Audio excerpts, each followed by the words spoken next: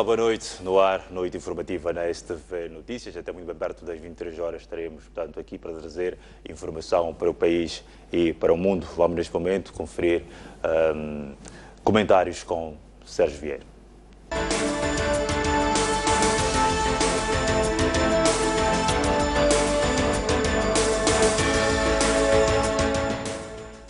Muito boa noite. Muito obrigado por estar aqui no programa Noite Informativa.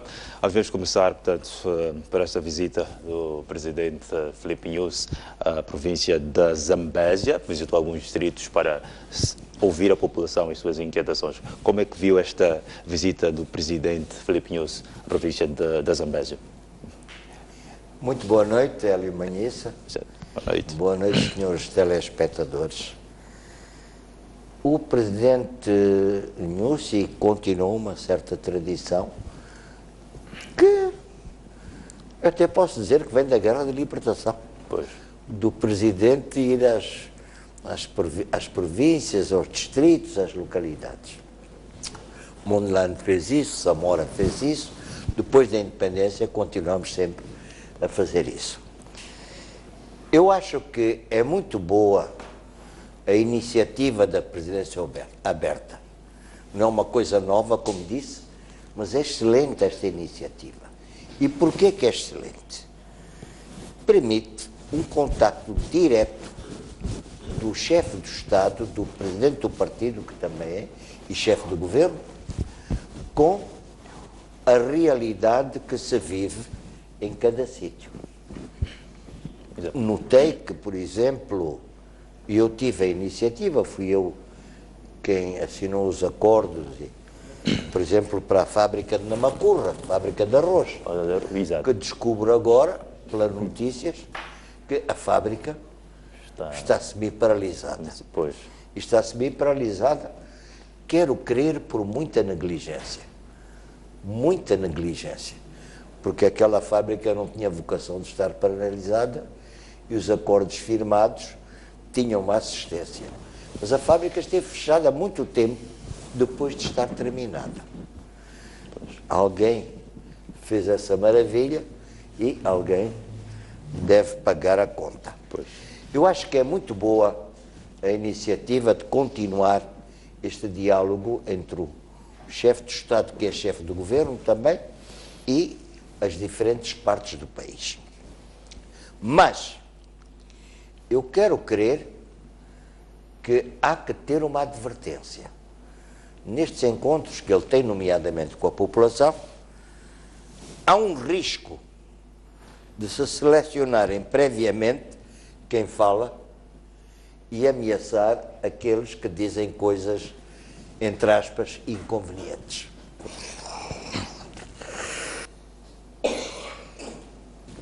Há sempre esse risco. E eu observei que no passado se selecionava previamente quem é que devia falar. Pois. Por outro lado, creio que estas iniciativas levam àquilo que é uma necessidade fundamental, a presidência inclusiva. Integrar diferentes opiniões, ouvir, ver, ouvir, ter olhos para ver e ouvidos para abrir. Notei que o presidente tomou e afirmou uma decisão que eu acho que é fundamental para a Zambésia e para toda a zona centro, que é o Porto de Macusa. Também notei que foram apresentadas queixas ao presidente durante a sua visita de maus comportamentos, e eu creio que não basta investigar. Há que investigar, há que concluir e há que tornar público o resultado da investigação. Se a afirmação foi falsa, então dizer que é falsa. Se as afirmações e acusações foram verdadeiras, as medidas que se tomam para sancionar e corrigir a situação. Também notei que nesta última visita o Presidente decidiu pôr algum travão ao despesismo. Pois. Eliminou os aviões privados, decidiu também eliminar os helicópteros, o que é excelente. E eu quero crer que também há que considerar o que é que são as deslocações, as escoltas, os grupos que vão com o próprio chefe de Estado.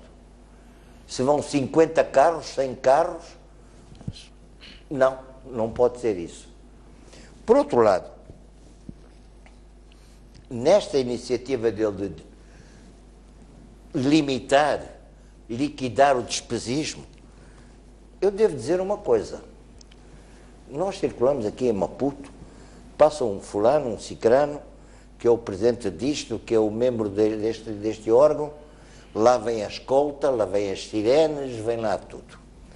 Eu quero dizer que uma coisa é protocolo e outra coisa são escoltas. Protocolo é protocolo. Escoltas têm a ver com segurança. Escoltas têm a ver com segurança. E eu até direi o seguinte: se eu fosse um elemento que quisesse fazer um atentado, ouvir a sirene, dir-me-ia o momento de intervir.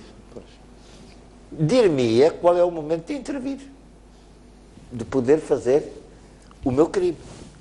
Por consequência, eu quero crer que há que rever o despesismo de escoltas, sirenes, etc. Quanto mais discreta for a deslocação, mais segura se torna. Exato. Muito bem. Esta semana a Assembleia da República recebeu, portanto, o Governo, foi prestar, portanto, algumas questões solicitadas pelas bancadas do MDM, da RENAMO e também da Frelimo. Portanto, a Frelimo queria saber qual é o estágio atual das calamidades naturais, ou o que é que foi feito, portanto, nas cheias que tiveram lugar, portanto, entre dezembro e janeiro. O MDM queria saber a situação da crise de energia elétrica e, por último, a RENAMO queria saber a atual situação da criminalidade no país, com particular enfoque para os raptos e crimes hediondos que vem se verificando um pouco por todo o país. Qual é a sua percepção relativamente a esta situação, portanto, esta prestação, portanto, do Governo, prestação de informações do Governo à Assembleia da República? Bom, o Governo, quero crer, daquilo que eu vi, que pude ouvir, não segui todos os debates da Assembleia, deu algumas respostas adequadas. Outras, possivelmente incompletas, porque ainda lhe faltavam dados. Pois. Vamos dizer, e isso teremos ocasião de falar ainda a propósito de outra questão. Bom, o Ministro do Interior disse-nos: há 41 crimes diários, em média. É assustador. É assustador. Por outro lado, nas questões relativas às calamidades naturais, desculpe-me dizer isso, Hélio, de algum modo, estou saturado. Eu lembro uma vez, estava a trabalhar numa localidade, há muitos anos, até foi na província de Manica, e dizem-me, não foi em Manica, foi em Tete. Este foi um ano mau. Perdão? Eu vi bom milho, vi isto, vi aquilo. Não houve calamidade. Então, quando não há calamidade, é um ano mau? Porquê? Não há donativos. Não há donativos. Ponto, parágrafo, travessão. Aqui na zona, perto da antiga central térmica, aquilo é uma zona inundada, é uma zona que normalmente sofre de inundações, mas as pessoas continuam a construir lá. Para quê? Para serem reassentadas. Vai ao longo da nova circular. Pois. E entre a Costa do Sol e o desvio para Marrakech, está a haver uma inflação de construções. Você olha para o terreno, você vê o tipo de plantas. Se você conhece a zona, sabe perfeitamente que ali há inundações regularmente. Há inundações, o tipo de terreno, o nível freático. Agora, o negócio é o reassentamento. O negócio é o reassentamento. Outra questão, qual foi? Desculpe. Exato. Foi a questão das calamidades, a questão de energia, a crise de energia. A crise de energia. Crise de energia que tem se verificado um pouco todo o país. Pois. Bom, a crise de energia, eu creio que há muito trabalho a fazer na EDM. Permita-me dizer isto. Em todos os países do mundo fazem-se manutenções de linha. Não é normal que em Paris, em Londres, em Tóquio, de repente, uma cidade fique sem energia, ou uma parte da cidade, porque está a fazer manutenção de linha. É muito normal acontecer isto. Aqui. Camorabassa e Tete é a 2 passos. Pois Tete fica muitas vezes sem energia, porque há manutenção, há isto, há aquilo e há aquilo outro. Eu creio que é um problema de fundo de organização do trabalho. Houve um momento em que até tínhamos menos fornecimento de energia para várias partes do país e não havia tantos cortes. Tantos cortes e tantas oscilações. E eu quero dizer que o problema da oscilação que destrói os eletrodomésticos de qualquer habitação é a responsabilidade da EDM. Por lei, ela é obrigada a repor, a pagar a sua geleira que foi destruída, a pagar o seu eletrodoméstico que foi destruído. A EDM, por lei, é obrigada a fazer isso. Não o faz. Abusa. Então, que o consumidor, que a vítima apresente queixa, porque a lei o protege. Por outro lado, também se tocou bastante na questão da Ematum. Pois. Eu gostaria de lembrar um episódio. Há muitos anos atrás, era secretário de Estado das Pescas o Tenreiro. E eu, na altura, até era governador do banco. Veio ter comigo e disse que queria comprar barcos de pesca. Eu disse, perfeito, precisamos. Diz-me uma coisa, tripulações, estamos a preparar. Estamos a treinar em tal sítio, em tal sítio, em tal sítio. Eu disse, quando acabares a preparação das tripulações, vem falar comigo. Passado uns meses, veio ter comigo, disse, as tripulações já estão treinadas, já estão licenciadas, foram testadas, navegaram várias vezes noutros barcos de pesca. Disse, então já podemos fazer o acordo. Deslocamos-nos à França, foi o Tenreiro com uma equipa, para os estaleiros de Saint-Nazaire, se não me engano, se a memória não me falha, verificou os barcos que iam ser encomendados, mandou fazer correções com a sua equipa, porque iam pescar no Oceano Índico, no Canal de Moçambique. Não era em qualquer outro sítio. Tinham que estar adaptados para as condições locais. Quando os barcos estiveram prontos, as tripulações voaram para a França e trouxeram os barcos. Em cada barco havia 1 ou 2 franceses para verificar. O que é que isso significa? A Vitória organiza-se. Aparentemente, a Ematum tem aqui 2 dezenas de barcos que estão parados porque não têm tripulação. O que é isso de um barco sem tripulação? Que loucura é essa de um barco sem tripulação? Está ali parado, está a apodrecer. Eu fiquei surpreendido com isso. Como é que se encomendou um barco que não vai ter tripulação? Que vai ficar estragado? É para estar a fazer... Como é que vais pagar aquele barco parado? Se tu compras um caminhão, uma casa, tens que ocupar. Pois. Se não ocupas, vai ser destruído. Pois. Pronto. Algumas asneiras fizemos. E temos que assumir e temos que criticar e dizer em alto e bom som, isso não se faz. E quem é responsável, que responda. Quem é responsável pela asneira, que responda. Se calhar houve algumas comissões. Então, responda. Procuradoria que intervenha. Esse é o papel da Procuradoria e do Gabinete contra a Corrupção, no caso de ter havido essas malversões. Exatamente, muito bem. Outro assunto não menos importante tem que ver com a criação de uma comissão para paz e desenvolvimento económico por parte da Redamo, liderado pelo Afonso Dhlakama.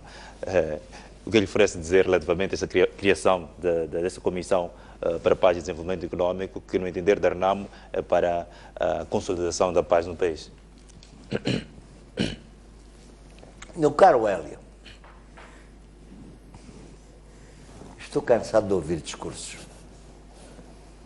À segunda-feira diz uma coisa, o senhor líder diz uma coisa à segunda-feira de manhã pelas 9 da manhã, mas pela tarde já diz o contrário.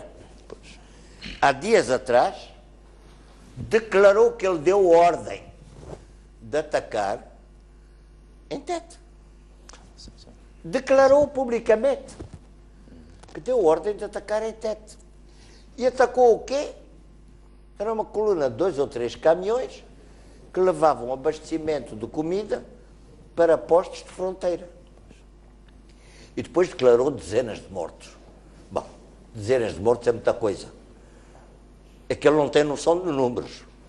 Dezenas de mortos, eu imagino, os caixões, os enterros, as morgues. Não sei se toda a província de Tete tinha capacidade de ter 40 mortos numa morgue. Bom, pronto, para ele os números não contam.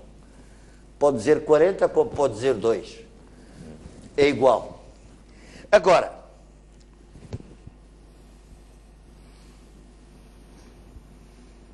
dizer que vai começar a Comissão de Paz, Desenvolvimento, ótimo.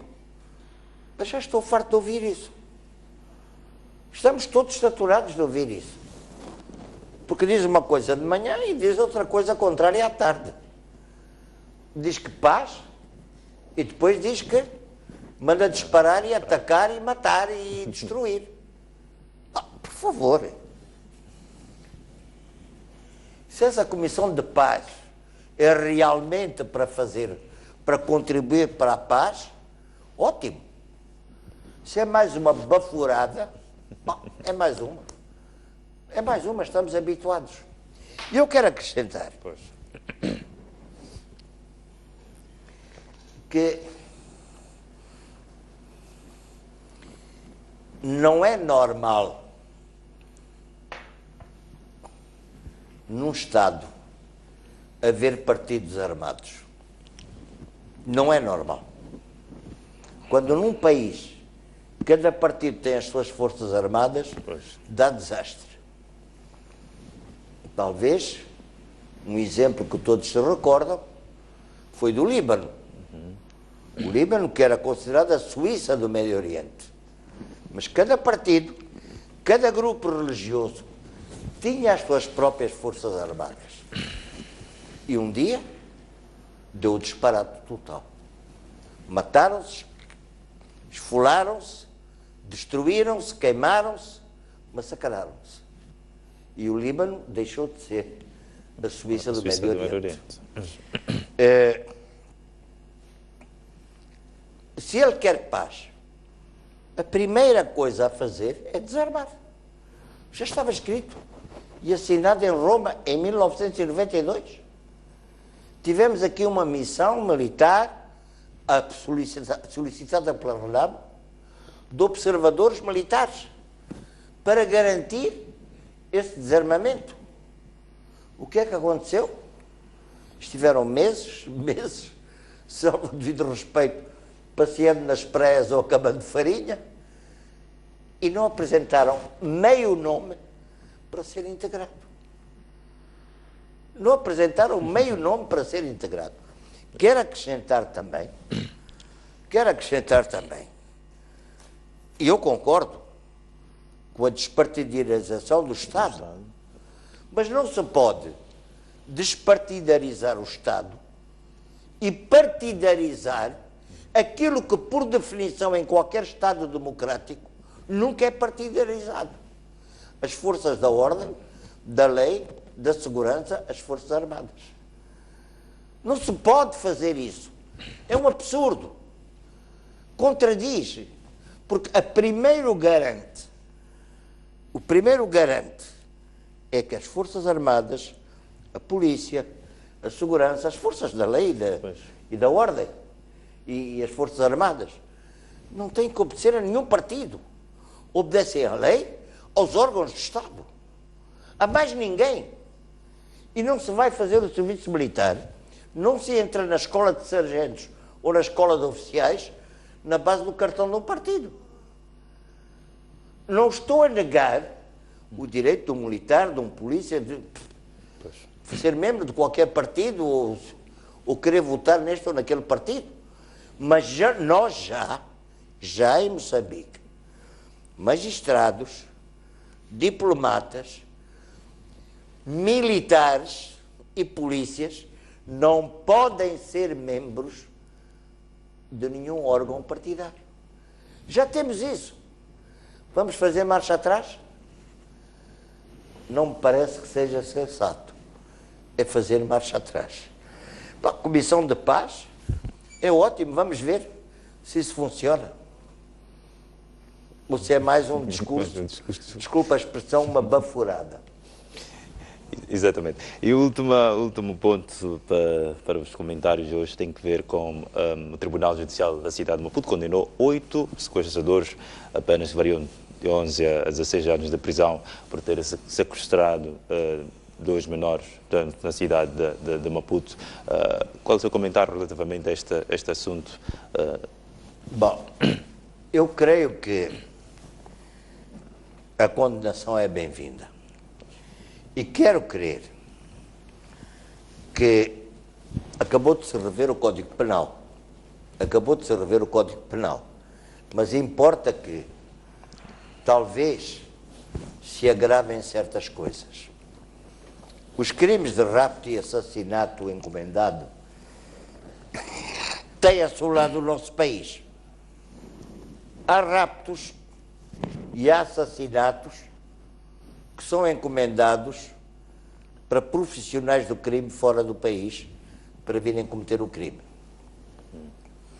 E há o rapto e o assassinato praticado pelo pilha-galinhas, se me permite a expressão. Creio que há que agravar seriamente estas penas. Estamos na revisão do Código Penal, o Código Penal ainda irá à Assembleia da República, e eu creio que há que agravar seriamente raptos, mutilações genitais e outras que também acontecem nos raptos, violação de menores, exportação de crianças e adolescentes para trabalhos sexuais fora do país. Eu fiquei escandalizado, li no outro dia, há 1 ou 2 dias no jornal, que há um polícia que raptou e violou uma criança de 13 anos, li no país, se não me engano, e que foi condenado a uma pena suspensa. Raptar e violar uma miúda de 13 anos, pena suspensa. Isso é encorajamento ao crime mais bárbaro. O rapto, a violação de uma criança, uma adolescente de 13 anos, devia dar obrigatoriamente pena maior, sem qualquer redução de pena durante o cumprimento. Mas espero que a Procuradoria saiba reagir e que o Conselho Superior da Magistratura saiba averiguar porque que o ilustre magistrado, o meritíssimo, deu uma pena suspensa para um crime abominável. Exato. Ainda neste caso, portanto, de sequestradores condenados, tivemos aqui um polícia que foi também condenado. Como é que olha para estes casos de sequestros? Muitas vezes temos polícias envolvidos, portanto, são crimes organizados envolvendo a polícia. O que é que lhe oferece dizer relativamente a isto? Eu sou do tempo em que alguém, para entrar na polícia, nas forças das ordens, a gente levava essa pessoa, esse candidato, ao seu bairro, ao seu local de trabalho, perguntávamos às pessoas, à população, ao povo, conhecem? É de confiança? Pá. Aparentemente agora qualquer desempregado, qualquer marginal, entra na polícia. Eu respeito o ministro Monteiro, que começou a dar começar alguma limpeza, mas vai ser um trabalho de Hércules. Vai ser um trabalho de Hércules. Estar a limpar uma casa em que vendem-se armas, alugam-se armas, há elementos que participam em raptos, há elementos que violam, etc. Vai ser... O ministro Monteiro tem um trabalho de Hércules. Eu respeito, e ele já começou a dar aquilo que eu diria os primeiros passos muito certos. Mas não vai ser brincadeira. Envolvido 40 anos, portanto, da polícia, ainda há muito que fazer. Há muito que fazer para limpar. Mas também há alguns militares que estão envolvidos na porcaria. Militares? Mas a farda pois. Tem que ser respeitada. E mais, quem enverga uma farda e comete um crime, agrava a natureza do crime, agrava a pena. É uma circunstância muito agravante, porque nós temos que confiar na polícia, nas Forças Armadas, na segurança.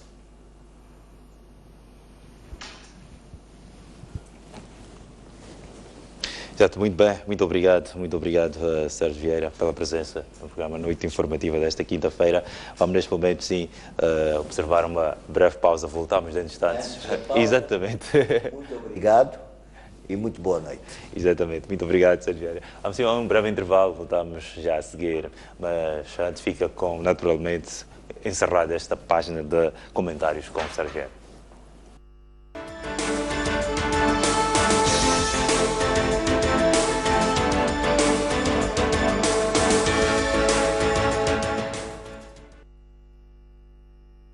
No intervalo, voltamos dentro de instantes.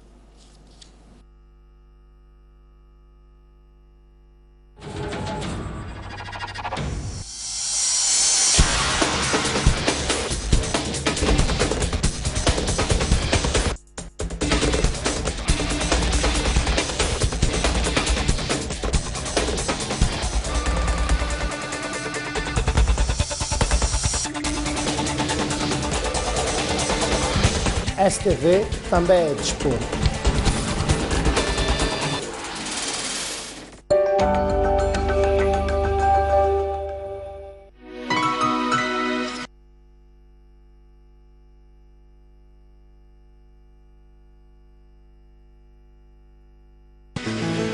Moçambique é um país com um vasto repertório artístico e cultural. Para o promover, o programa Artes e Letras traz bons argumentos para esta viagem semanal.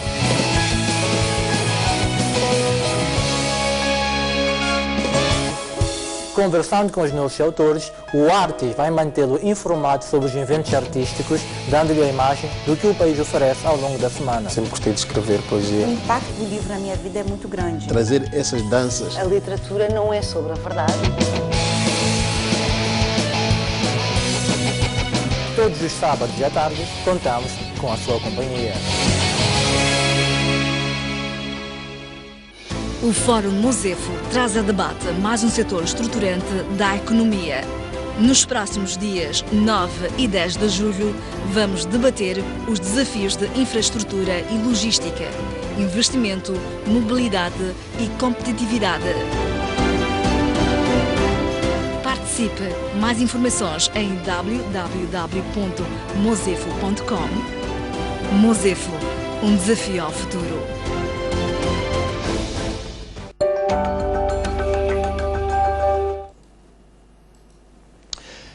Estamos de volta para a noite informativa. 2 pessoas morreram e outras 14 ficaram feridas, das quais 5 em estado grave, na sequência de um acidente de viação ocorrido na Estrada Nacional número 6, no município de Dondo, província de Sofala.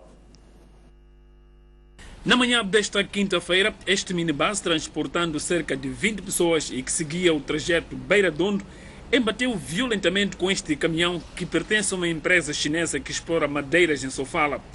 O acidente ocorreu a cerca de 3 km do centro do município de Dondo. Os 2 motoristas perderam o controle das viaturas e ambas capotaram. 2 pessoas morreram no local do acidente e outras 14 ficaram feridas, sendo 4 com gravidade. Todas as vítimas seguiam no minibus. Um dos feridos admite a hipótese do motorista do minibus ter estado a sonecar. Não, ele vinha a uma velocidade moderada mesmo. Acho que ele andava com 80 ou 100 aqui. Ele não estava em excesso de velocidade, só que ele fugiu da faixa dele. Eu não sei se estava a sonecar, eu não sei o que aconteceu com ele. Fugimos da faixa dele e pronto. Foi mesmo indicar em frente do caminhão. Só vimos o caminhão mesmo muito próximo. A sorte porque não deu para cobrir todo o caminhão. Ele bateu muito mais no lado do motorista. Então daí o carro deu cambalhota à esquerda, só, uma cambalhota só.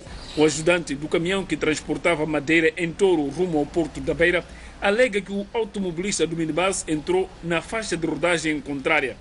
Saímos de direção do Mozambique para o Porto da Beira. Só que no momento em que estamos a chegar neste local, vinha um IAS ultrapassando um outro IAS em grande velocidade. Eu descobri que ele tinha perdido o freio. Tentamos tirar o caminhão do eixo e o IAS veio embater e capotou. Algumas pessoas no IAS perderam a vida, mais ou menos 2 pessoas. As outras saíram gravemente feridas. A polícia de trânsito que de pronto se fez presente no local na altura do fecho desta nota de reportagem ainda não possui dados finais das causas do acidente. Neste momento não estamos em condições de determinar quais foram as causas porque ainda estamos a trabalhar o caso. Um dos condutores não seguiu as regras. Um dos condutores, que ainda não apuramos quem, não seguiu as regras. Porque há só acidente quando um dos condutores falha. No Hospital Distrital de Dondo, para onde foram evacuados primeiramente todas as vítimas, familiares, amigos e outras pessoas curiosas lotaram o local à busca de informações sobre o acidente e o estado de saúde dos seus parentes. O acidente provocou uma enorme fila de veículos, condicionando assim a circulação de pessoas e bens por mais de 3 horas nesta rodovia, por sinal a única que liga as cidades da Beira e Dondo. A moeda nacional desvalorizou de 30 para 40 meticais por dólar. Nos últimos meses, a situação está a ter efeitos negativos na economia, principalmente nas importações, que se tornaram mais caras. Economistas defendem que é preciso uma decisão estrutural para devolver a estabilidade cambial. De julho do ano passado a junho deste ano, um dólar passou de 30 meticais e 66 centavos para cerca de 40 meticais. Para uma economia demasiadamente importadora, como é o caso da moçambicana, a depreciação do metical tem efeitos negativos significativos. Ora, vejamos. O país paga anualmente uma fatura de combustível no valor de 350 milhões de dólares. No princípio do ano, com o dólar a valer 30 meticais, os 350 milhões correspondiam a 10 bilhões e 500 milhões de meticais. Hoje, com o dólar na casa dos 40 meticais, os mesmos 350 milhões de dólares equivalem a 14 bilhões de meticais. Ou seja, o valor subiu 3 bilhões e 500 milhões de meticais com a desvalorização da moeda nacional. Economistas entendem que, além da conjuntura internacional, a queda do metical é explicada pela baixa estrutura produtiva do país e a instabilidade política. A ameaça à instabilidade, política sobretudo, faz com que as pessoas criem reservas em moeda externa que a qualquer momento elas podem converter num outro sítio. Temos de ter em conta que iniciamos o ano com um orçamento que chegou com atraso, porque depois do início de uma nova legislatura,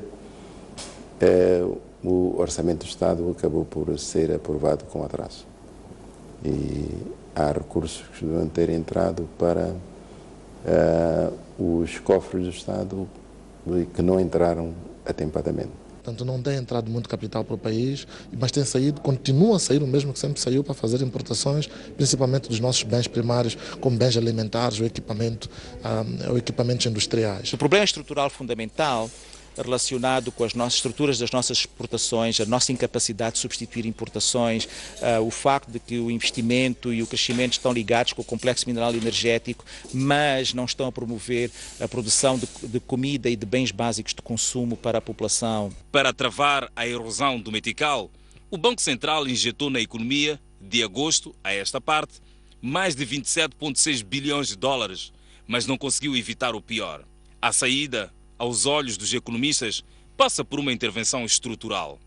A solução passa pela produção. Se nós não produzirmos, não conseguimos dar a volta à situação. Vamos deixar o metical deslizar por algum tempo, enquanto nós criamos alguma capacidade interna e, de alguma forma, criar também a capacidade de reserva internacional. Foi aquilo que eu chamaria uma política cambial anti-manifestação, e é uma política cambial anti-crise política. Agora, isso não é sustentável sem mudar a estrutura produtiva da economia. Os números levantam preocupação no governo. Teremos, portanto, uma espécie de comunicado, uma espécie de comunicação das autoridades monetárias do país, em que vão, portanto, melhor apurar as causas por detrás da depressão do metical. A quebra do metical também resulta da redução de investimento dos grandes projetos, tendo em conta a instabilidade de preços no mercado internacional.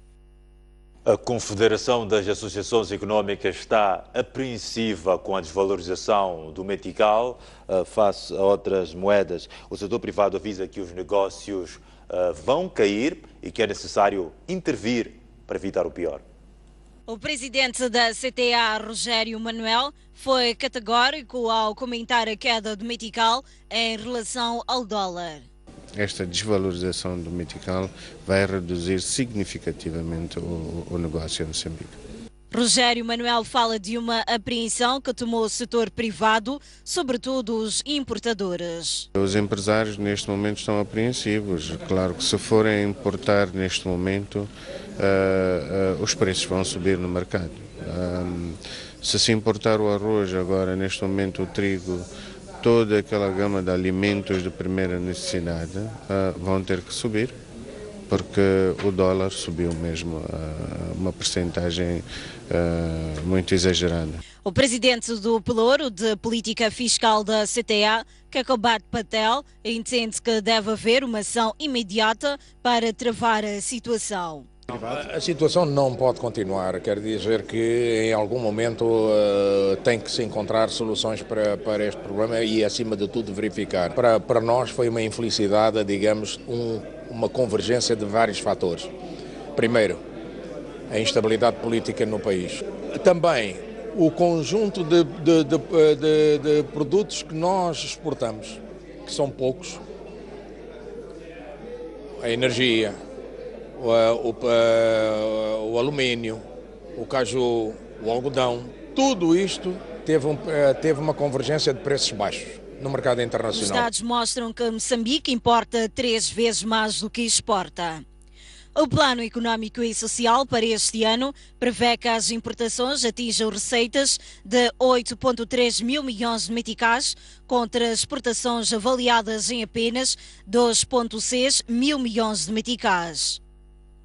O mercado de automóvel de segunda mão é dos que mais ressente de depreciação do metical em relação ao dólar americano. Já não é possível encontrar carros a 100 mil meticais, como no início do ano. Os carros do Japão, por exemplo, dispararam e quase ninguém atreve-se a comprar.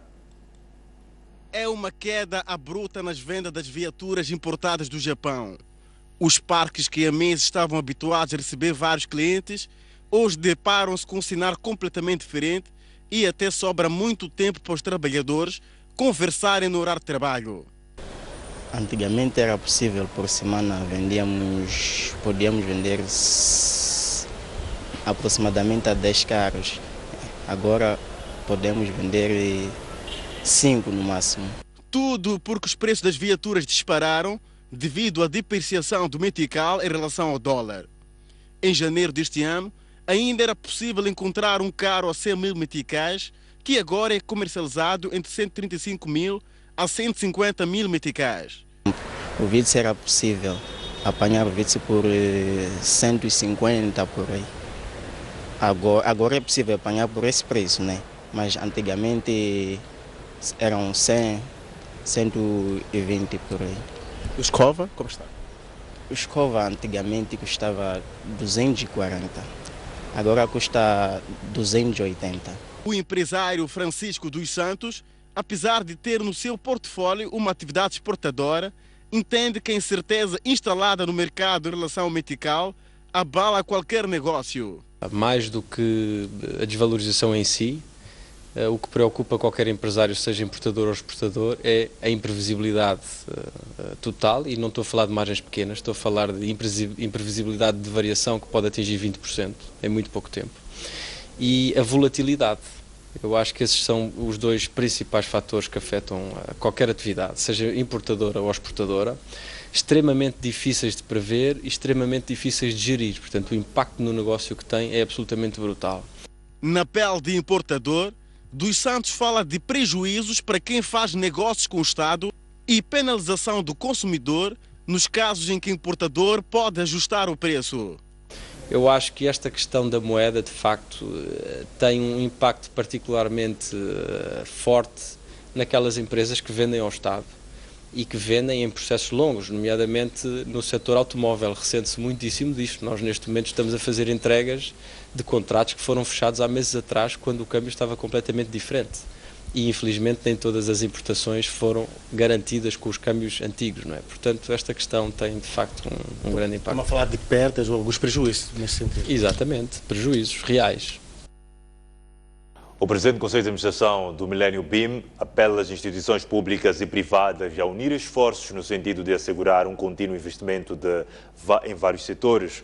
Para o responsável do BIM, esta é a retaguarda segura para fazer face à queda da moeda nacional face ao dólar.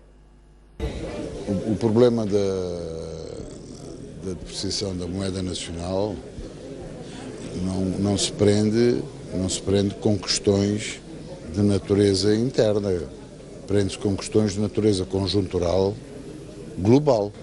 Portanto, os investimentos que vão acontecer, que acontecem todos os dias e que vão continuar a acontecer na economia real, vão fazer crescer as reservas que são controladas pelo Banco Central de moeda externa, que vão gerar moeda externa, que vem do nosso crescimento e das nossas exportações. Portanto, e isso vai fazer crescer as nossas reservas. E, portanto, eu estou convencido e sou extremamente positivo que o nosso metical vai recuperar. Ou seja, não se esqueçam que há, à escala do mundo, um abrandamento no crescimento. E nós temos vindo sempre a crescer. E há variáveis macroeconómicas que nós não as controlamos todas. Portanto, dependem de terceiros e de quartos. Portanto, essa questão é uma questão que irá ser resolvida em tempo. É um problema de conjuntura, de momento apenas. Ainda sobre a queda do metical face ao dólar, o diretor-geral do CPI defendeu o reforço da capacidade produtiva do país.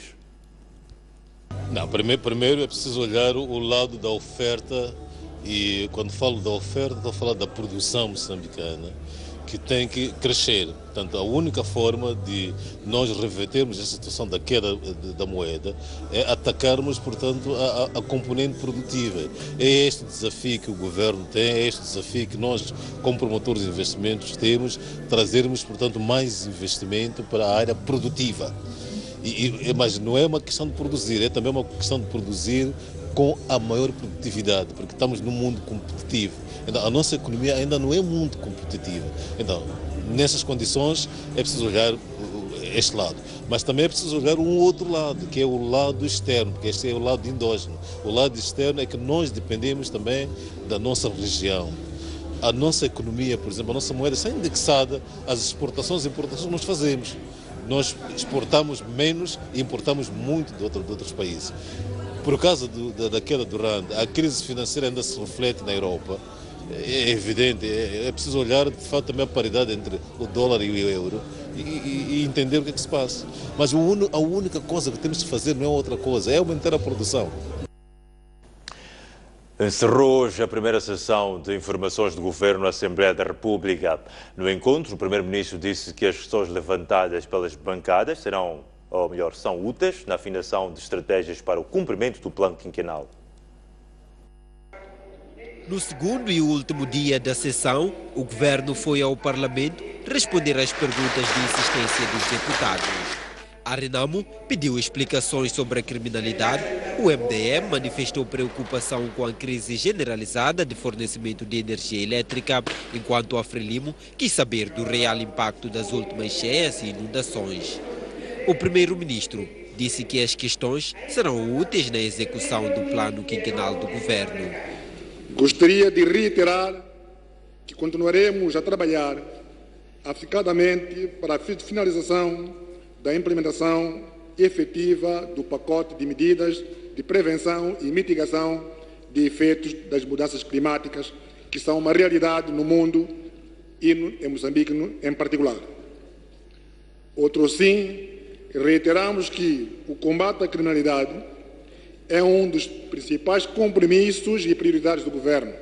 Reiteramos o comprometimento do Governo na melhoria do acesso à energia elétrica de qualidade pela população e demais atores econômicos e sociais. Por sua vez, a oposição considerou insatisfatórias as respostas dadas pelo Governo, enquanto a Frelimo disse que o Executivo foi esclarecedor.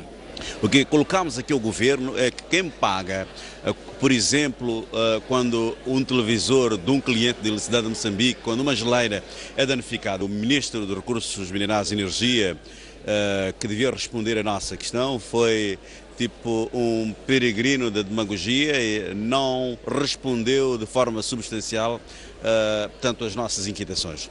A pessoa que devia responder à pergunta concreta feita pela bancada parlamentar da Renamo, que versa sobre a questão da criminalidade e a questão dos raptos, então não trouxe nenhuma matéria de substância, não deu respostas, não mostrou quais são as soluções para trazer de fato a harmonia e a tranquilidade dos cidadãos de Moçambique. Nós fazemos uma avaliação positiva, a considerar pela forma como cada um dos ministros e Sua Excelência o Primeiro-Ministro dispôs aos deputados e, consequentemente, aos moçambicanos a informação relacionada às perguntas que foram colocadas pelas bancadas parlamentares. Em nosso entender, foram muito mais do que apenas aquelas intervenções ou respostas que nós esperávamos. Esta foi a primeira vez que o governo de Filipe Nyusi foi prestar informações à Assembleia da República desde a tomada de posse. O Governo quer registrar todo o património do Estado para tentar garantir o controle dos bens. Para o efeito, a partir do próximo dia 6, será feito o lançamento de inventariação de bens do Estado e a sua respectiva informatização. Esta informação foi revelada hoje pelo Primeiro-Ministro Carlos Agostinho do Rosário, que falava no encerramento da sessão de informação do Governo à Assembleia da República. Ainda no contexto da melhoria da gestão de finanças públicas, a Lei do Sistema de Administração Financeira do Estado, o SISTAF, impõe a necessidade de realização de 5 em 5 anos de inventário de raiz do património do Estado. Assim, no próximo dia 6 de julho, sob o lema 40 anos valorizando o património do Estado, o Governo vai proceder ao lançamento da inventariação do património do Estado e respectiva informatização, o que se irá traduzir no reforço do controle dos bens patrimoniais do Estado. Gostaríamos igualmente de tomar esta oportunidade para exortar a todos os funcionários e agentes do Estado a participar ativamente neste processo de inventariação do património do Estado. O Presidente da República explicou à população de Alto Moloque de forma detalhada a visão do seu governo sobre o diálogo político em curso no Centro Internacional de Conferências Joaquim Chissano com a RENAM.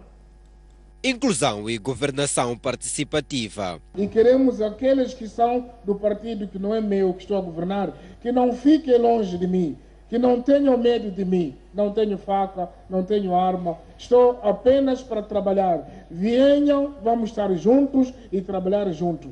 A nossa polícia é para defender a toda a gente. A nossa polícia é para entrar qualquer pessoa que queira e tenha condições para ser polícia. Não se pergunta você é de onde ou daquilo. As nossas forças armadas, a mesma coisa. Por isso todos os moçambicanos venham, porque se vierem de todos os partidos, de todas as religiões, de todas as idades, desde que não seja criança, de todos os gêneros, estaremos aqui representados e ninguém vai se sentir que eu não faço parte deste processo do país. Composição da polícia e FADM. Não é possível ter um polícia de 80 anos ou de 70 anos, porque não vai conseguir perseguir um ladrão, por exemplo. Não é possível. Então nós temos que ver, quando chega a 70, 80 anos, vai descansar, como estão a descansar outras pessoas. E depois, quando descansa, existem pensões. E essas pessoas todas, se existem, é bom vir para descansar. É o que nós queremos. Temos tempo e capacidade de organizar para que as pessoas fiquem nos seus sítios. Não apenas lutar para aqueles que já são chefes, para sempre ser os mesmos chefes. Governadores provinciais. O tema de 11 governadores não tem que atrasar a vida dos moçambicanos. Nas Forças de Defesa e Segurança, não há muitos comandantes. E nós estamos a atrasar a paz de um país, porque queremos pôr o comandante A, B, C no sítio, aqui e ali, etc. E depois o país ficar em pânico por causa de 5, 3 comandantes. E se colocarmos esses comandantes, resolveremos o quê se nós continuarmos em pânico? Nós estamos a atrasar a tranquilidade das pessoas, porque queremos resolver só os nossos problemas e de um grupo de pessoas que fazem parte da chefia. Abertura para o diálogo. Eu, o vosso presidente, estou pronto para falar com qualquer pessoa e falo. Mesmo se aqui estiver alguém que tem uma coisa que observa que está errado, fala ou isso. Quando não concordo, digo, não é verdade. Quando não consigo fazer, digo também não. Mas isso respeitando os moçambicanos. Filipe Nyusso disse ainda à população de Alto Moloque que o seu governo vai pautar pela boa governação e por isso está pronto para combater todos os males que geram insatisfação da população em relação aos serviços prestados pelo Estado. Num discurso que lembra Samora Machel, o Presidente da República pediu à população para o ajudar a combater os males dos agentes e funcionários do Estado que conduzem à má governação, a começar pela corrupção. Nós vamos estar em cima de atos de corrupção para ver se o povo sabe que aquilo que lhe pertence é para ele próprio, não para um grupo de pessoas. Nós não vamos à procura de corrupção em cima, vamos começar de base para cima. O povo que está aqui no terreno quer ir para o hospital, chega ali, vem amanhã, não há medicamento, alguém escondeu medicamento, o enfermeiro está a complicar. Ali começa o descontentamento da população. O pai quer matricular a criança vai ali, não há vaga, traga mais um dinheiro. Há um exame, o professor diz, explicação daquilo. Se há isto, vamos estar ali porque isso provoca descontentamento. As cobranças feitas pela polícia, principalmente a polícia de trânsito, também preocupam o Presidente da República. Comprou a sua bicicleta, vai para Machamba com a sua mulher, ou carrega, volta no caminho, hoje, imposto. Passa ali de novo, imposto. 3 vezes imposto, provoca descontentamento. O povo precisa estar à vontade. Está aí o polícia de trânsito, está a passar ali o carro. Para, documentos, mostra. Tá bom, vai. Para, documentos. Veja lá, mata bicho. Os concursos públicos e a gestão dos 7 milhões, o Presidente quer os ver mais transparentes. Dos 7 milhões, o Conselho Consultivo está sentado. Há um projeto que se apresenta. Sempre ganha a mesma pessoa. Depois, ou ganha a empresa da mesma pessoa. Isso provoca descontentamento. É ali onde nós queremos começar a atacar esses problemas para criar a estabilidade, para o povo viver em paz. É esse trabalho que nós queremos fazer, não um trabalho com armas. A população pediu ainda ao Presidente da República um internato para a Escola Secundária de Alto Moloque e a asfaltagem das estradas que ligam aquele distrito e Grue e Gilé. Caminharam 5 quilômetros carregados com os seus instrumentos musicais de fabrico local. O objetivo era tocar e cantar para o Presidente da República. Nós gostaríamos se apresentássemos à vista dele, né? É verdade, para ele no palco, para ele também nós transmitirmos as nossas informações através dos cantos. É verdade. Montaram seus equipamentos e quando o Presidente chegou ao posto administrativo de Nauela, começaram a tocar e a dançar.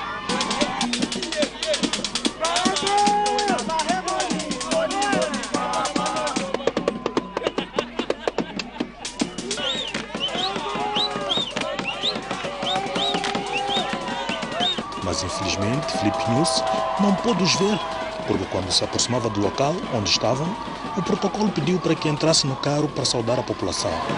Não conseguiram passar a mensagem, mas o Presidente agradeceu a esta banda e outros grupos que foram dançar e cantar para ele. Pessoas de todas as idades, mulheres, homens, crianças, a dançar, a mostrar o que vale a nossa cultura.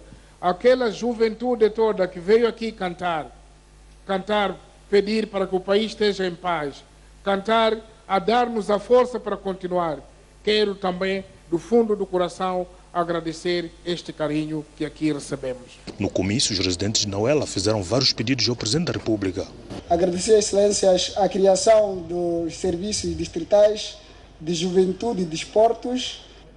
Vamos avaliar, sobretudo porque, de facto, a juventude está no distrito. Portanto, é uma sugestão que nós vamos refletir e ver como podemos implementar. Introdução da polícia de intervenção rápida em alguns distritos, em particular para as vilas municipais. Vamos desencorajar a violência, vamos encorajar para que as polícias camarárias ou membros da proteção desempenhem com zelo a sua tarefa e pensamos que esses a intervirem da maneira oportuna poderão resolver as preocupações da população sem necessariamente colocarmos a polícia de intervenção rápida. A asfaltagem das estradas de Alto Moloque Grue e Alto Moloque Gilé. Estamos a mobilizar recursos para ver se pegamos a estrada para Grue e quando estivemos também em Murumbala, também tivemos pedidos idênticos. O problema é que temos que trabalhar mais. O nosso bolo, lá o nosso saco onde temos que buscar o dinheiro, não existe. A presença do chefe de Estado em Nauela foi motivo de grande festa.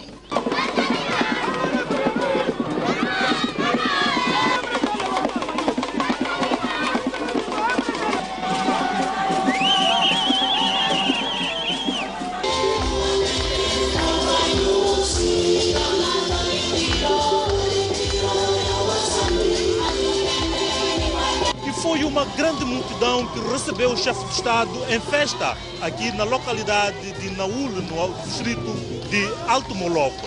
Francisco Mandar, Elton Tsembane, para a STV. Vamos a um breve intervalo, voltamos já a seguir. Até já.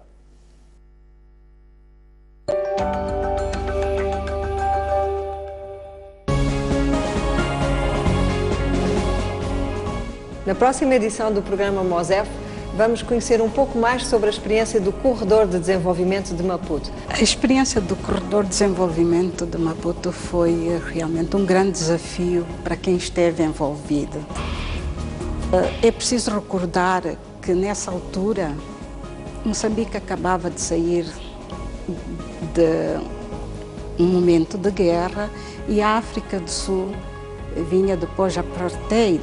Não perca a entrevista com a antiga diretora de Planificação do Ministério dos Transportes e Comunicações, Francisca Soares, aqui na STV.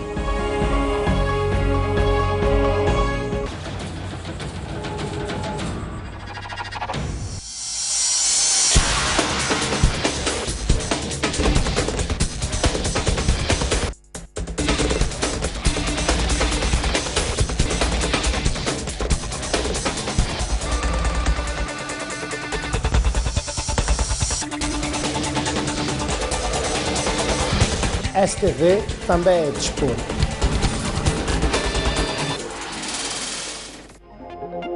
Já pode ler o jornal O País quando quiser e onde estiver. Quer saber como? O primeiro passo é ter a aplicação O País. Continua com dúvidas? Uma app é uma ferramenta que permite ter acesso a vários serviços do seu dispositivo móvel de forma integrada. Agora aceda à sua App Store ou a Play Store e faça o download de O País. Dessa forma, poderá aceder a uma versão digital do jornal. Assim, não deixe de acompanhar todas as edições do jornal. O País. A verdade como notícia.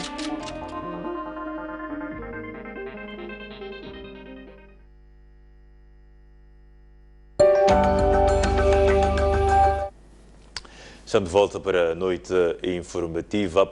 Um incêndio provocou danos elevados num hotel de 14 andares em construção no recinto do Centro Internacional de Conferências Joaquim Chissano. Devido à demora do Corpo de Salvação Pública, os trabalhadores da construtora chinesa tentaram debelar as chamas e não houve vítimas.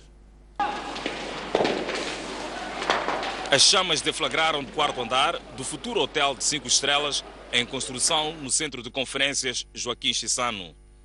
Não se sabe ao certo o que terá provocado o fogo, detectado cerca das 10 horas e que gerou algum pânico entre os trabalhadores. Abriu-se um disjuntor lá. Eu estive a varrer lá, então havia um disjuntor que estava lá. Havia 2 jovens que estavam a fazer sorda. Depois da sorda, dali começou a sair fumo naquele disjuntor. Então eu fui falar com o chefe, ali está a sair fogo. Ele disse, você não viu? Eu disse, lá está a sair, então eu vim falar com o mais grande. Quando viu ali é que começou a vir aquele fumo a sair. Então dali saíram, foram lá. Foi um disjuntor que se abriu lá. O sinistro só foi dominado 1 hora depois, graças aos operários da construtora.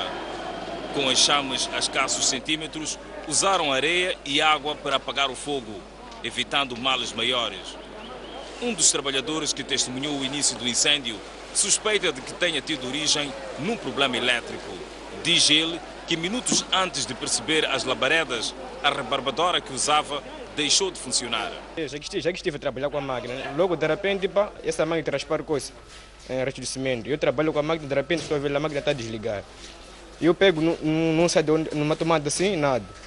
Então saí, fui vir no quadro também não tem energia. O outro também estava a trabalhar com a máquina, disse, como que você desligou a máquina? Olha, coisa, contador, eu não. Os bombeiros só chegaram ao local quando as chamas já estavam extintas e justificaram o atraso com as dificuldades de comunicação que tiveram para chegar ao local. Chegamos aqui procurar a maneira de entrar, mas foi difícil. Se esses asiáticos que estavam aqui em obras não facilitaram nos informar a entrada da escada. Demos toda a volta até a Conferência de Justiça para depois localizarmos a entrada. O incêndio provocou agitação, tanto na obra afetada como nas obras em curso na vizinhança. Os responsáveis pela construtora do edifício não quiseram falar a nossa reportagem.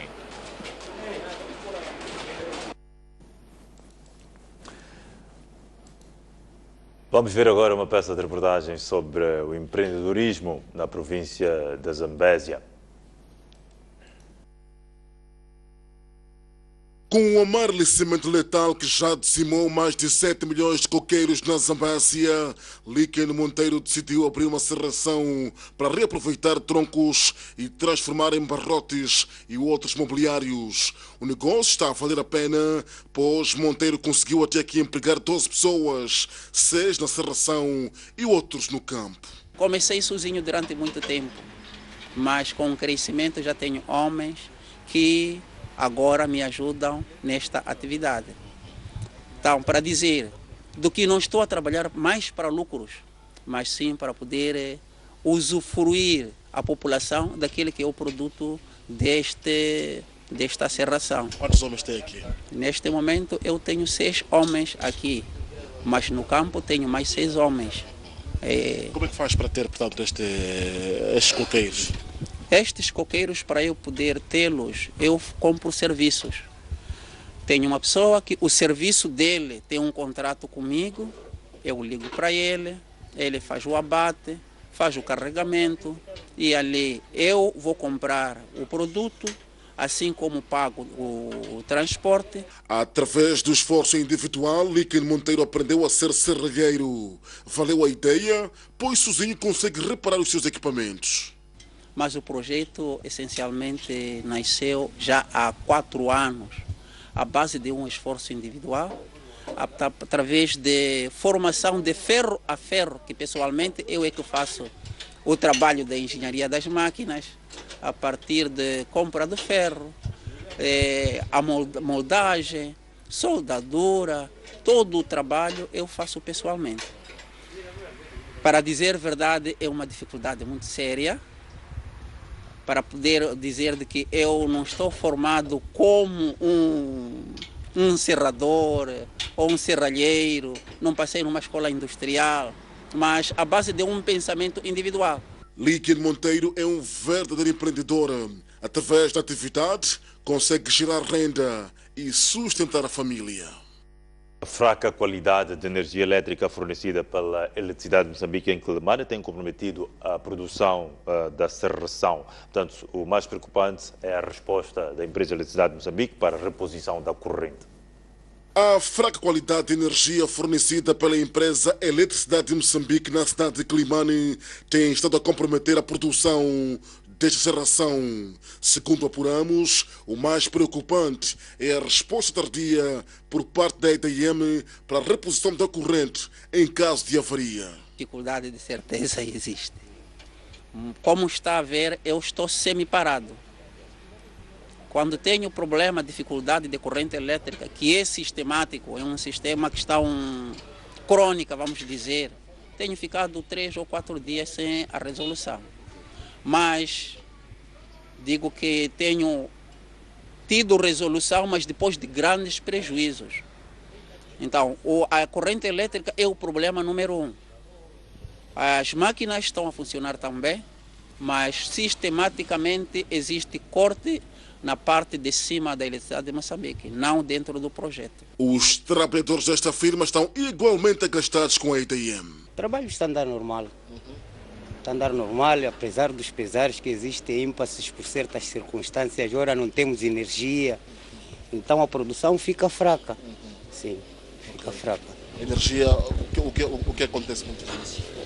A Eletricidade de Moçambique, quando chega aqui, argumenta, isso já é a área dele, já, porque uma fase não está boa, porque não temos escada para irmos no posto, a escada é curta. Então, por exemplo, agora estamos já 3 dias, hoje é o 2º dia, não temos energia. Vieram homens da Piquete hoje aqui, trouxeram escada, até, desculpa, baixa a expressão, mandam a mim para eu levar a escada para o posto.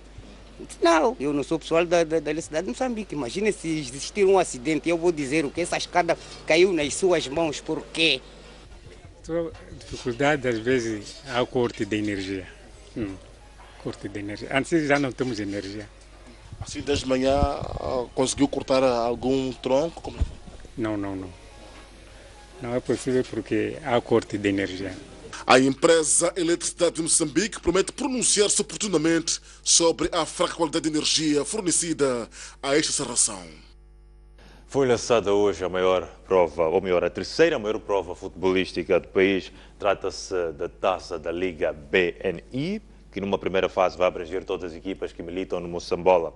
Mais detalhes desta informação com o jornalista Hermínio Zé. Muito boa noite. Respondemos a partir aqui da tenda da Folha Verde, o palco que acolheu esta noite o lançamento da Taça da Liga BNI. Esta prova que vai comportar 14 equipes, ou melhor, as 14 equipes que fazem parte do Campeonato Nacional de Futebol, e uma prova que pretende dar mais rodagem aos atletas que militam a nível interno. Vamos seguir a ouvir 3 reações, nomeadamente do Ministro da Juventude e Desportos, que está aqui presente, também do Presidente do Conselho de Administração do Banco Nacional de Investimento, o maior patrocinador da prova, melhor dizendo, e também do Presidente da Liga Moçambicana de Futebol, relativamente àquilo que são as grandes intenções, os grandes objetivos, portanto, desta Taça da Liga BNI. Bom, nós estamos muito satisfeitos que o número de competições a nível do desporto, concretamente futebol, está a aumentar. Uma das grandes queixas que nós temos é justamente esta, a rodagem dos nossos jogadores. O nível de competitividade no nosso desporto é ainda muito baixo. E nós, quando saímos do nosso país para competir lá fora, competimos com equipas que têm uma competitividade muito superior à nossa.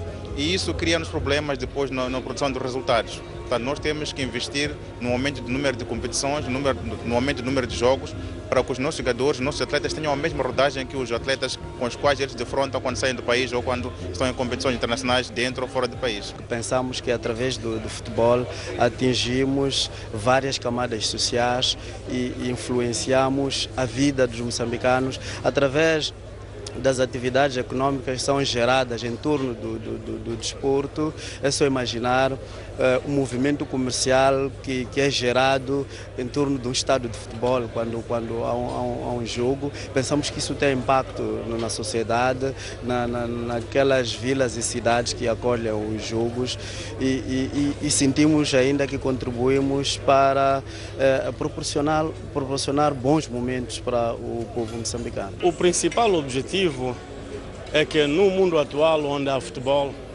hoje em dia, sobretudo em países que existem as primeiras ligas como o nosso país, sempre é necessário termos mais uma competição que vem ajudar aquilo que é a principal competição, neste caso a Moçambola.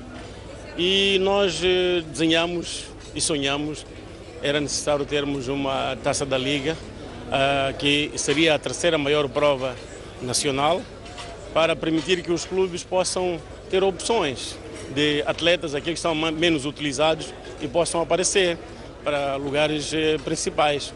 Como sabem, é uma prova de competição a decisão é feita num único jogo, a eliminar, numa única mão. Vai ser assim neste ano, mas a partir do próximo ano vai ser em duas mãos. São 2 jogos entre 2 equipas a eliminar. Portanto, esse é o maior objetivo, irmos buscar mais talentos. Os dados estão lançados, como deu para depreender, e a partir deste mês de julho, já este final de semana, a Taça da Liga começa a ser disputada um pouco por todo o país. A primeira eliminatória em fases regionais, pode-se assim dizer, e vamos ter essas partidas apetecíveis com 2 grandes jogos, pelo menos, a nível da região sul do país e também em Quilimano. As equipes que militam no Moçambola e que são equipes de Quilimano, nomeadamente o Ferroviário de Quilimano e o 1º de Maio de Quilimano, vão cruzar-se já este final de semana e vamos conhecer os primeiros eliminados e a prova vai seguir. As imagens são de Hélder Matuassa, Hermínio José, para o Jornal da Noite. Personalidades ligadas ao desporto, presentes no lançamento da Taça da Liga BNI, consideram o torneio importante para conferir mais rodagem e competitividade aos atletas nacionais. Eu pessoalmente acho que é de extrema importância. Apercebi-me durante o que tem sido vinculado pelo órgão de comunicação social que há 2 aspectos fundamentais. Um primeiro aspecto tem a ver com aquilo que é a competição. Como se sabe, na alta competição, particularmente no futebol, o número de vezes em que as equipes podem competir, em que os atletas podem estar em ação, tem muita influência. É uma boa iniciativa. Esperamos que as outras modalidades todas sigam este exemplo. A Liga só está a mostrar que é possível termos várias ligas e de muito boa qualidade. Teremos mais qualidade no nosso desporto. Estamos a dizer que os clubes precisam ter mais rodagens para aquilo que são as competições que têm além fronteiras. Então, este tipo de ligas, com mais número de jogos, teremos melhores prestações a nível nacional e internacional. É bem-vinda porque já precisávamos. Os jogadores precisam de mais jogos do que ficarem muito tempo parados e isso não ajuda o desporto. A expectativa é que a prova decorra bem, até porque está a meio do campeonato, sensivelmente a meio do Moçambola. Penso que as equipas têm rodagem suficiente para produzirem bons espetáculos também nesta Taça da Liga. E a expectativa de que o torneio decorra bem. É só o começo, mas ainda bem que está a começar mais uma prova que vai dar rodagem às equipes nacionais. Eu penso que vamos esperar alguma coisa de bom, não é? Para já, vamos esperar que os nossos jogadores não estejam tanto tempo parados, não é? E então é mais uma competição, vai dar mais valia, de facto, aos nossos atletas e para bem do desporto devia de haver mais eventos desta natureza. A autoridade internacional dos Estados Unidos da América e Cuba confirmaram que vão reabrir as respectivas embaixadas até o final de julho. Os Estados Unidos da América e Cuba restabeleceram as relações diplomáticas após quase meio século de divisões sobre uma das últimas fronteiras da Guerra Fria. Considera-se um passo importante, mas que está longe ainda da normalização das relações, tanto para Raul Castro como para Barack Obama. More than 54 years ago, John Kerry deverá viajar à capital cubana para içar a bandeira norte-americana na embaixada do país. Mas quero lembrar que as divergências persistem, nomeadamente quando os Estados Unidos da América vão continuar a defender valores universais como a liberdade de expressão, de reunião e o direito à informação, afirmou Obama. Ainda não foi confirmada a data da viagem de Kerry, mas deverá acontecer ainda ao final do verão. O governo cubano sublinhou, no entanto, que há necessidade de Washington pôr fim ao embargo econômico ou restituir o território onde está localizada a base militar de Guantánamo.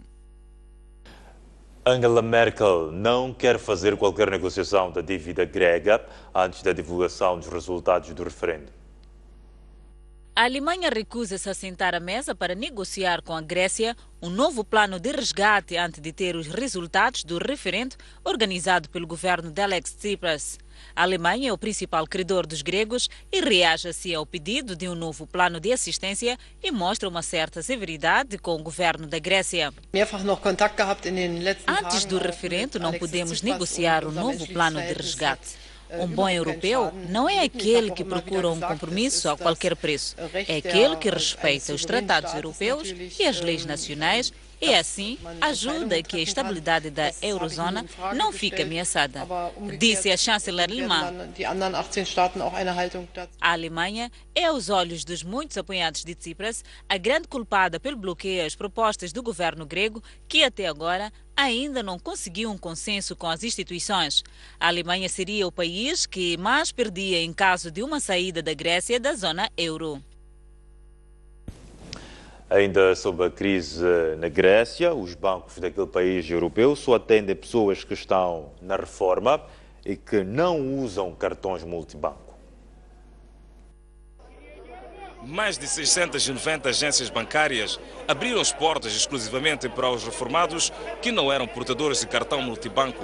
A medida permitiu que mais de 1,5 milhão de pensionistas levantassem 120 euros, um valor máximo que lhes são autorizados a levantar de cada vez.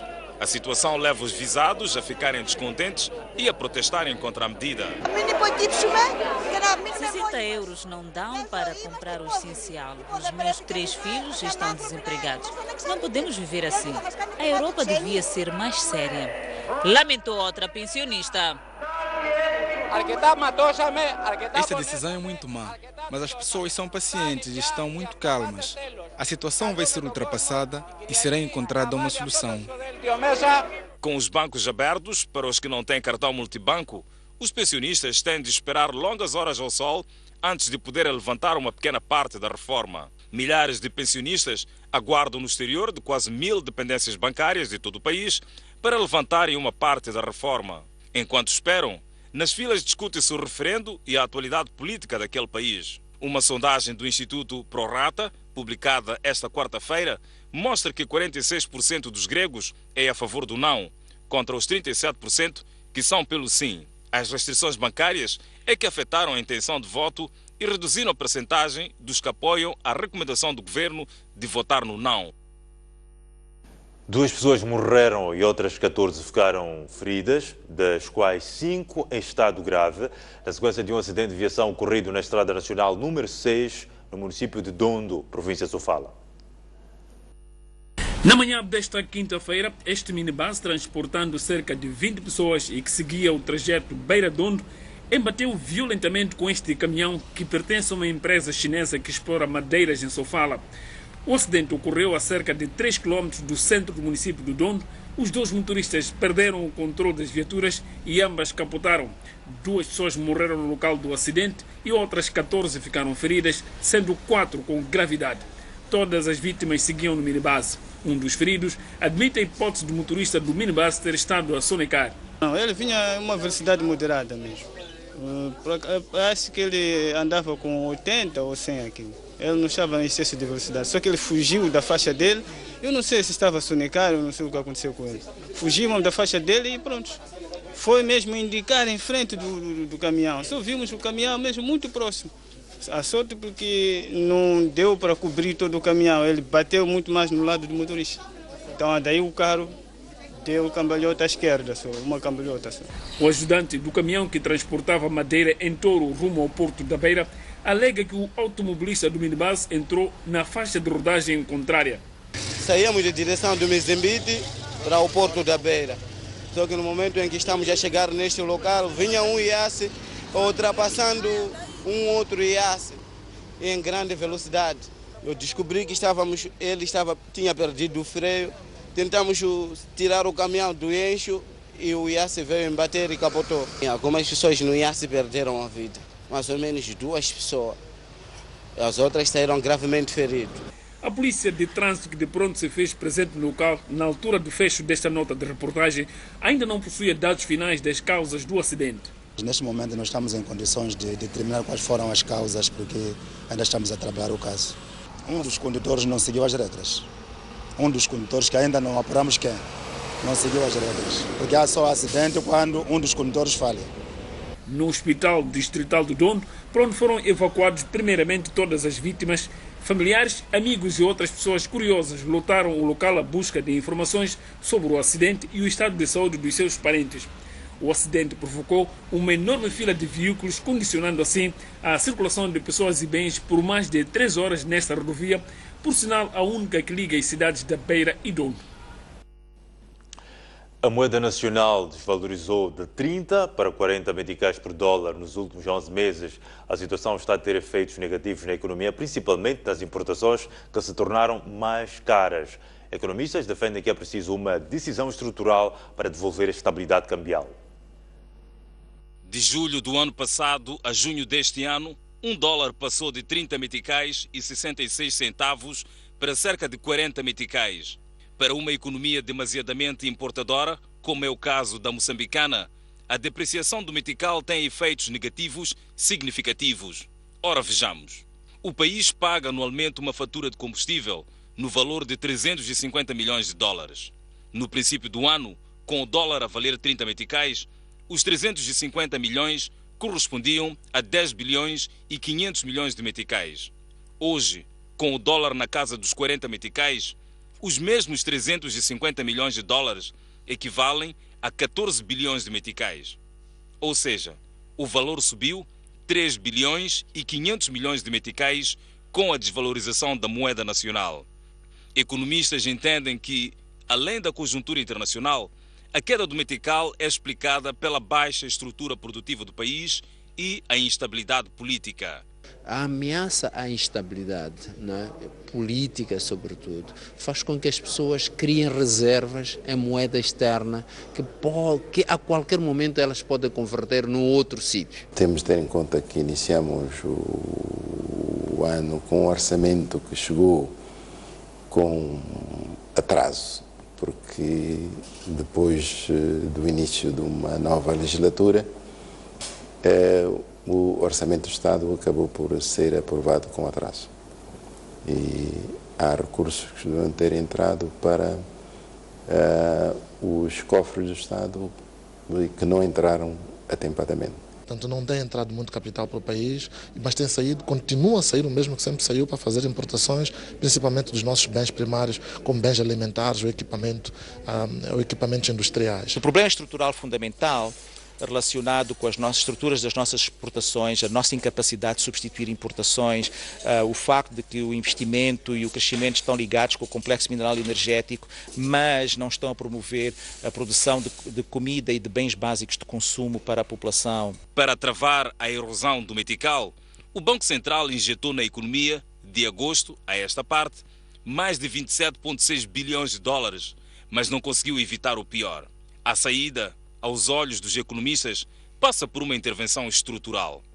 A solução passa pela produção. Se nós não produzirmos, não conseguimos dar a volta à situação. Vamos deixar o metical deslizar por algum tempo, enquanto nós criamos alguma capacidade interna e, de alguma forma, criar também a capacidade de reserva internacional. Foi aquilo que eu chamaria uma política cambial anti-manifestação, e é uma política cambial anti-crise política.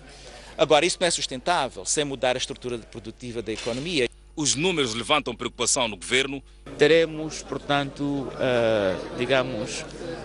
uma espécie de comunicado, uma espécie de comunicação das autoridades monetárias do país, em que vão, portanto, melhor apurar as causas por detrás da depressão do metical. A quebra do metical também resulta da redução de investimento dos grandes projetos, tendo em conta a instabilidade de preços no mercado internacional. A Confederação das Associações Económicas está apreensiva com a desvalorização do metical. O setor privado avisa que os negócios vão cair e que é necessário intervir para evitar o pior. O presidente da CTA, Rogério Manuel, foi categórico ao comentar a queda do metical em relação ao dólar. Esta desvalorização do metical vai reduzir significativamente o negócio em Moçambique. Rogério Manuel fala de uma apreensão que tomou o setor privado, sobretudo os importadores. Os empresários neste momento estão apreensivos. Claro que se forem importar neste momento, os preços vão subir no mercado. Se importar o arroz agora, neste momento o trigo, toda aquela gama de alimentos de primeira necessidade vão ter que subir, porque o dólar subiu mesmo uma percentagem muito exagerada. O presidente do Pelouro de Política Fiscal da CTA, Cacobat Patel, entende que deve haver uma ação imediata para travar a situação. A situação não pode continuar, quer dizer que em algum momento tem que se encontrar soluções para este problema e, acima de tudo, verificar. Para nós foi uma infelicidade, digamos, uma convergência de vários fatores. Primeiro, a instabilidade política no país. Também o conjunto de produtos que nós exportamos, que são poucos, a energia, o alumínio, o caju, o algodão, tudo isto teve uma convergência de preços baixos no mercado internacional. Os dados mostram que Moçambique importa 3 vezes mais do que exporta. O Plano Económico e Social para este ano prevê que as importações atinjam receitas de 8,3 mil milhões de meticais, contra exportações avaliadas em apenas 2,6 mil milhões de meticais. O mercado de automóvel de segunda mão é dos que mais se ressente da depreciação do metical em relação ao dólar norte-americano. Já não é possível encontrar carros sem 1000 meticais, como no início do ano. As viaturas do Japão, por exemplo, dispararam e quase ninguém atreve-se a comprar. É uma queda abrupta nas vendas das viaturas importadas do Japão. Os parques que há meses estavam habituados a receber vários clientes, hoje deparam-se com um cenário completamente diferente e até sobra muito tempo para os trabalhadores conversarem no horário de trabalho. Antigamente era possível, por semana podíamos vender aproximadamente a 10 carros. Agora podemos vender 5 no máximo. Tudo porque os preços das viaturas dispararam devido à depreciação do metical em relação ao dólar. Em janeiro deste ano, ainda era possível encontrar um carro a 100 mil meticais, que agora é comercializado entre 135 mil a 150 mil meticais. O Vitz era possível apanhar o Vitz por 150 por aí. Agora é possível apanhar por esse preço, né? Mas antigamente eram 100, 120 por aí. O escova, como está? O escova antigamente custava 240. Agora custa 280. O empresário Francisco dos Santos, apesar de ter no seu portfólio uma atividade exportadora, entende que a incerteza instalada no mercado em relação ao metical abala qualquer negócio. Mais do que a desvalorização em si, O que preocupa qualquer empresário, seja importador ou exportador, é a imprevisibilidade total, e não estou a falar de margens pequenas, estou a falar de imprevisibilidade de variação que pode atingir 20% em muito pouco tempo. E a volatilidade. Eu acho que esses são os dois principais fatores que afetam qualquer atividade, seja importadora ou exportadora, extremamente difíceis de prever e extremamente difíceis de gerir. Portanto, o impacto no negócio que tem é absolutamente brutal. Na pele de importador, Dos Santos fala de prejuízos para quem faz negócios com o Estado e penalização do consumidor nos casos em que o importador pode ajustar o preço. Eu acho que esta questão da moeda, de facto, tem um impacto particularmente forte naquelas empresas que vendem ao Estado e que vendem em processos longos, nomeadamente no setor automóvel. Ressente-se muitíssimo disto. Nós, neste momento, estamos a fazer entregas de contratos que foram fechados há meses atrás, quando o câmbio estava completamente diferente.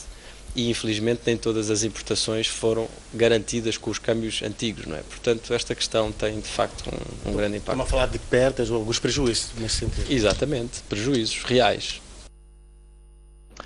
Vamos a um breve intervalo, voltamos já a seguir.